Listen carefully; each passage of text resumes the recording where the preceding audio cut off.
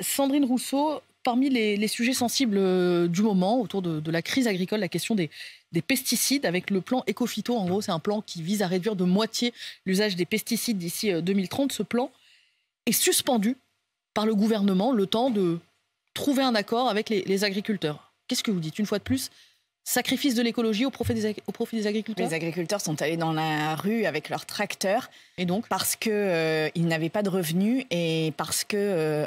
se suicider tous les 2 jours. Un agriculteur se suicide en France tous les 2 jours. Donc en fait, c'est une souffrance énorme. Enfin, je veux dire, énorme. Ouais. Énorme. Et qu'est-ce qu'on leur répond? Bien sûr.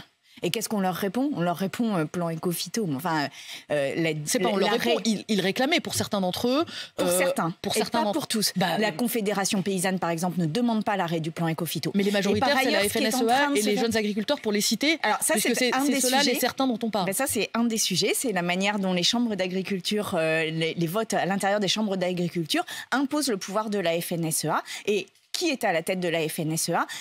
Arnaud Rousseau en l'occurrence, mais il y a eu d'autres représentants de la FNSEA qui étaient du même profil, c'est-à-dire des personnes qui finalement sont des tenants, sont des supporters et ont des intérêts directs dans l'agro-industrie et dans l'agroalimentaire. Donc en fait, on est dans une espèce de dialogue qui, à mon avis, est un dialogue de dupes entre, d'un côté, ceux qui négocient et qui sont pour l'industrialisation de l'agriculture et ceux qui ont des problèmes de revenus, qui sont, au contraire, les petites mains de cette agriculture. Sur les pesticides, ce que disent à peu près tous les agriculteurs, c'est qu'il y a un décalage entre les interdictions qu'on prend en France et, par exemple, des tomates ou des poivrons qu'on fait venir et qui ont des taux de pesticides, qui utilisent même des pesticides interdits. Non, mais ça, je le pose sans aucun doute. On interdit.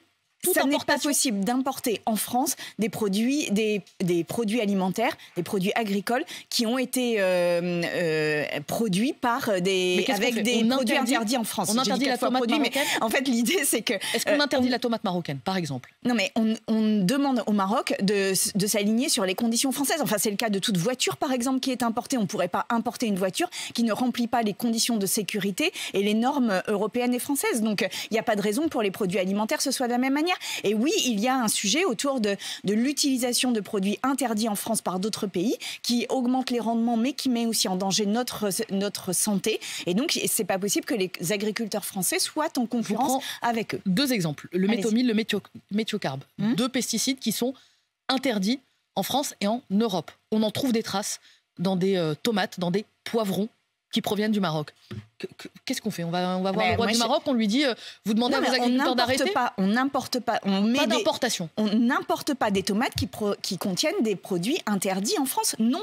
Et pour cela, il faut aussi, je le rappelle, des services vétérinaires en nombre. Il faut des services de la DGCCRF, donc de la Direction de la concurrence et des fraudes à la frontière pour contrôler la nature des produits qui rentrent en France. Oui, ça n'est pas possible. Et c'est pas possible qu'en plus on ait interdit ces produits en France au nom de notre santé et qu'on en absorbe parce que d'autres pays ne l'ont pas interdit. Ça vaut aussi pour la viande, le soja sud-américain, les céréales, le poulet ukrainien. Absolument, c'est pour ça qu'il faut absolument sortir du libre-échange en matière de produits agricoles. Sur les pesticides, le ministre de l'Agriculture, Marc Fesneau, était ce matin sur RMC, il vous a directement adressé un message. Écoutez. C'est pas la première fois que Mme Rousseau parle d'un sujet que manifestement elle ne connaît pas. Qui a dit qu'on n'avait pas une stratégie de réduction et qu'on mettait en pause ça?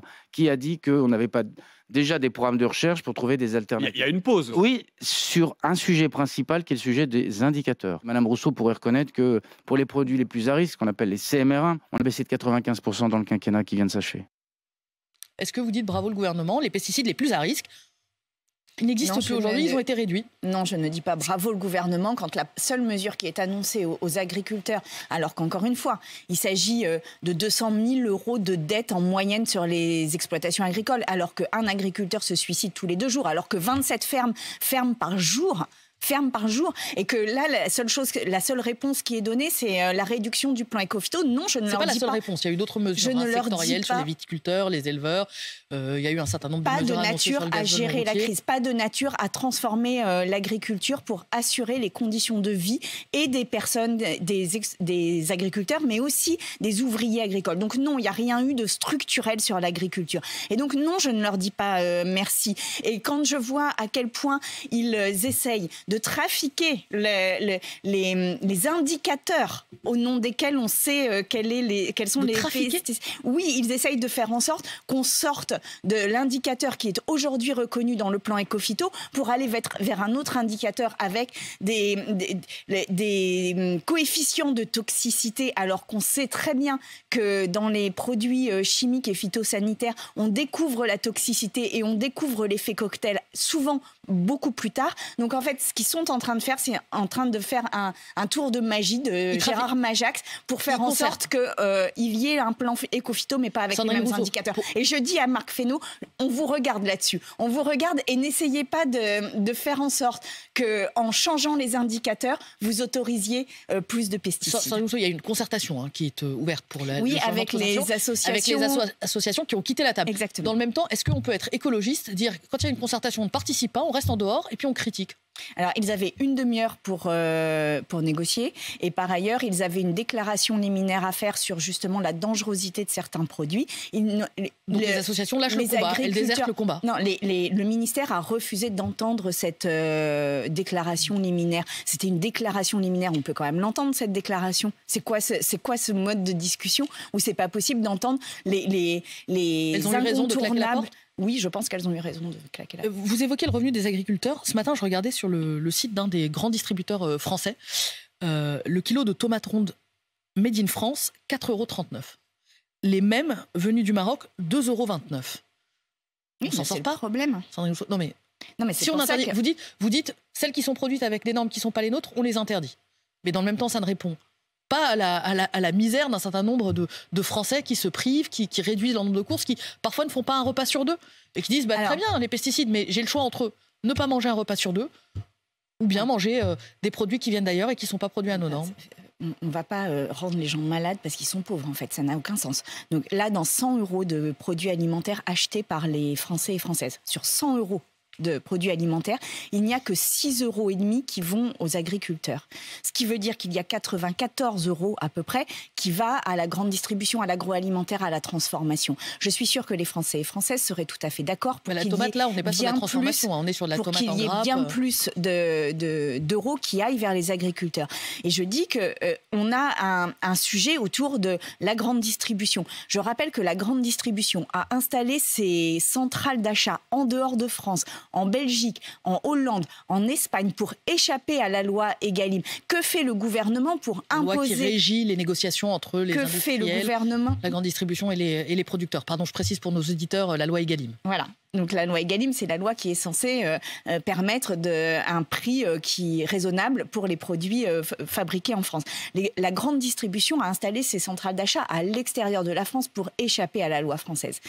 Que le gouvernement n'ait aucune espèce de mesure de contrainte sur la grande distribution, qu'il n'ait aucune espèce de mesure de contrainte sur l'agroalimentaire, c'est cette faiblesse face aux puissants. Le gouvernement est faible avec les forts et fort avec les faibles. Et là, en l'occurrence, on doit absolument faire en sorte que la grande distribution respecte les lois françaises. Parce qu'il n'y a pas que la tomate marocaine. Il y a la grande distribution française qui ne respecte pas la loi française. Alors là, maintenant, le gouvernement a une responsabilité, c'est d'aller les chercher et de faire en sorte qu'ils respectent la loi. Il y a des contrôles en masse qui ont été annoncés par Bruno Le Maire. Non, mais il n'y a pas de contrôles qui seront efficaces si les centrales d'achat sont à l'extérieur de la France. Donc, imposer que les centrales d'achat, que les négociations se fassent à l'intérieur du territoire français selon les termes de la loi française, c'est le minimum que doit la grande distribution. Ça aussi, Bruno Le Maire s'engage à ce que ce soit contrôlé. Emmanuel Macron...